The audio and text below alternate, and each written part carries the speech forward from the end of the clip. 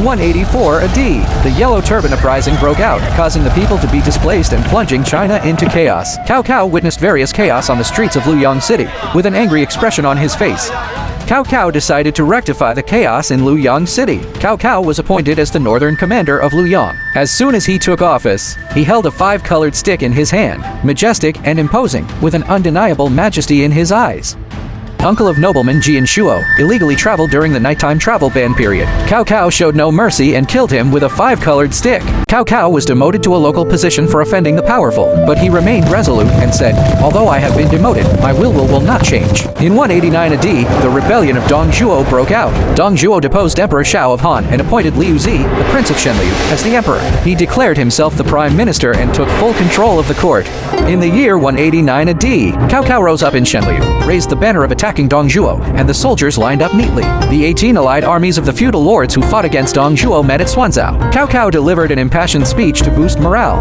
Cao Cao led his army to pursue Dong Zhuo but encountered an ambush. The battlefield was filled with smoke of gunpowder, and the soldiers fought bravely. Cao Cao led the way. Although he was defeated, his eyes were resolute. He firmly said, "Although we have lost this battle, I will definitely make a comeback."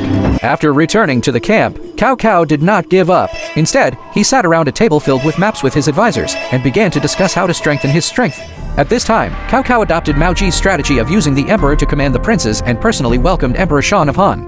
This measure gave Cao Cao a great political advantage and laid a solid foundation for his future dominance. In the year 199 AD, Cao Cao and the leader Liu Bei, who had weaker military power in the south, drank together to discuss heroes. Liu Bei listed various feudal lords and asked Cao Cao if these people were heroes. Cao Cao denied it, saying that these are not heroes. Later, Cao Cao said in a profound and inscrutable manner, "The only people who can be called heroes today are you and me." Subsequently, Cao Cao ushered in a crucial battle of his military career, the Battle of Guandu. On the battlefield, Cao Cao and Yuan Shao were in a standoff, with both sides on high alert. The war was about to break out, and Cao Cao was fearless. At the critical moment of the war, strategist Zhu Yu came to seek refuge, and Cao Cao was overjoyed. He didn't have time to put on his shoes and went barefoot to greet Zhu Yu. Zhu Yu also lived up to expectations and presented a plan to defeat the enemy by launching a night attack on Huaqiao. Cao Cao launched a surprise attack on Huaqiao according to his plan, causing a raging fire and chaos for the Yuan army.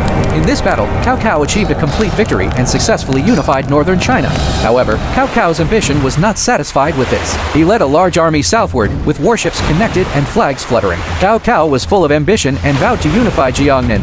But he didn't expect it. Encountered the joint resistance of Zhu Liang and Zhou Yu in Chibi. Zhu Liang and Zhou Yu adopted the strategy of burning down Cao Cao's warships. In the end, the Battle of Red Cliffs broke out. The flames soared into the sky, and Cao Cao's warships caught fire one after another. The soldiers screamed in agony repeatedly.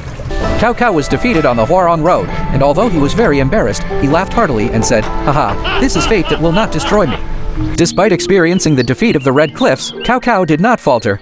After returning to Zhekang, he quickly reorganized the army and actively resumed production. Under the governance of Cao Cao, the people lived and worked in peace and contentment, laying a solid foundation for the Cao Wei regime. His life was full of legendary colors, whether it was political strategy, military command, or resilience in the face of setbacks, leaving countless stories worth pondering and reflecting on for future generations.